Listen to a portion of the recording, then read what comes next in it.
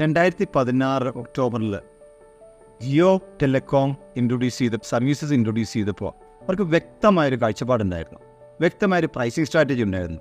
ആദ്യത്തെ 3 മാസം അവർ ഫ്രീ ആയിട്ടാണ് കൊടുത്തത്. അതും ഏറ്റവും ബണ്ടിൽ സർവീസ്, കോൾ ആൻഡ് ഡേറ്റ.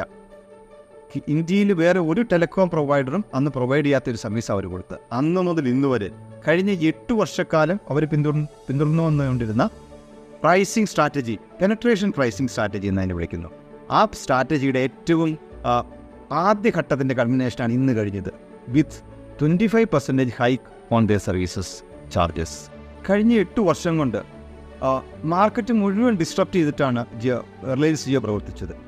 ഈ കാലഘട്ടത്തിൽ മുഴുവൻ അവർ ഇൻഫ്രാസ്ട്രക്ചറിൽ, R&Dയിൽ, കസ്റ്റമർ അക്വിസിഷനിൽ മുഴുവൻ അവർ ഇൻവെസ്റ്റ് ചെയ്തുകൊണ്ടിരിക്കുകയായിരുന്നു. ഏകദേശം 1,50,000 കോടി രൂപയാണ് അവർ ഈ കാലയളവിൽ ഇൻവെസ്റ്റ് ചെയ്തത്.